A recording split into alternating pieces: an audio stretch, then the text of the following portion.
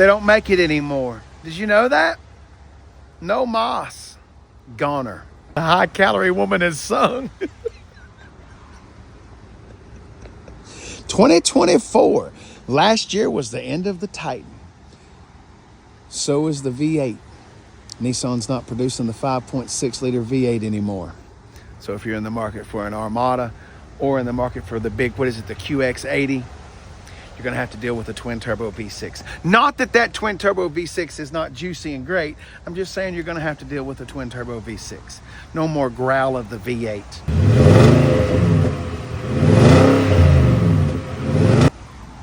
Nissan's full-size truck. I actually like this. I think it's a beefy looking truck. Real quick, and I'm going to this is my spiel on this. Full-size truck, that's a really tough market. I feel like that full-size trucks have been passed down through the bloodline. Granddaddy drove a Ford. Daddy drove a Ford, so I'm going to drive a Ford. Well, there were some people that drove the Nissan hardbody back in the day, and the Nissan hardbody was great. And so anyway, this was the last full-size truck to market. The Tundra had come to market a couple years prior to the Titan. So the Titan was the last kid to enter the race. And it was great. It really was when it first came out. And it was a decent truck. It's just Nissan didn't have quite as much money in the development department. So they couldn't quite put as many Zuzus and Wham Whams in here as the big boys. That's all I'm saying. But it's still got a big, healthy V8. All right, we got a little step right there, obviously, so we can get in the bed of that thing. We don't have any ladders or cool steps coming out of our tailgate. This is a Pro 4X Nissan Titan. What's that mean? That means that we're four-wheel drive and juicy. Everybody's got a four-wheel drive option right now. That's what's selling. Everybody's wanting to get outdoors and do all of that. You know what I mean? When it first came out, it had a 5-speed automatic. Then they upgraded it. Here at the end, it had a 9-speed automatic. We're putting out roughly about 400 horsepower. We can tow about 9,000 pounds. Oh, we've even got the big hole. Wow, this is fully loaded. Got a big, massive hole in the sunroof. There was really only one engine in the Nissan Titan, and that was the 5.6. But for a split second, there was a Cummins diesel, and I think it was a 5-liter, and it was in a complete and total disaster. And it was really weird too, because you figure putting two names like Nissan and Cummins together would be pretty great. But it just didn't work out. It just didn't. Anyway, this engine worked out just fine.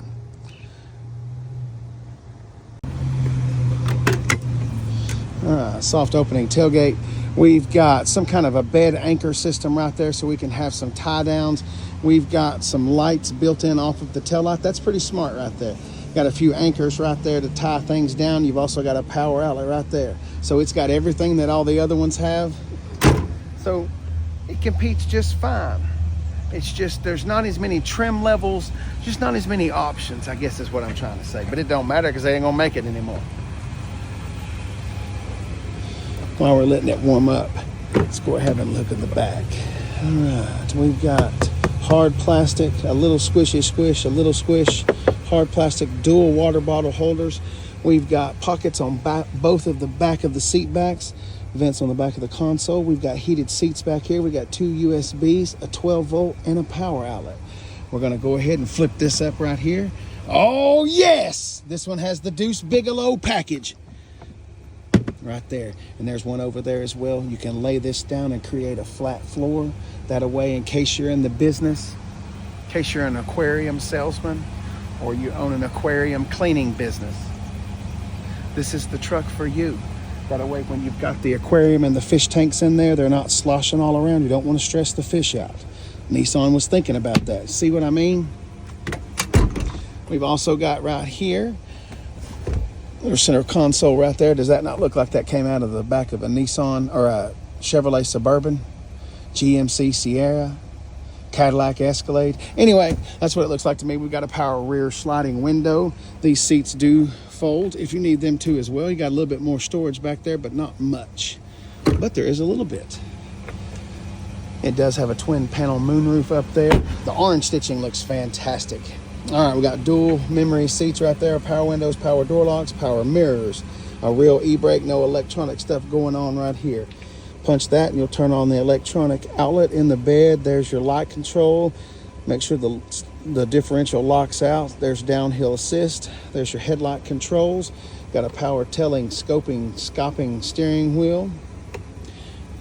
All right, I got dual power seats. One thing that kind of confuses me is you can take this out. I don't really understand, but you can take it out. Got a little storage down there.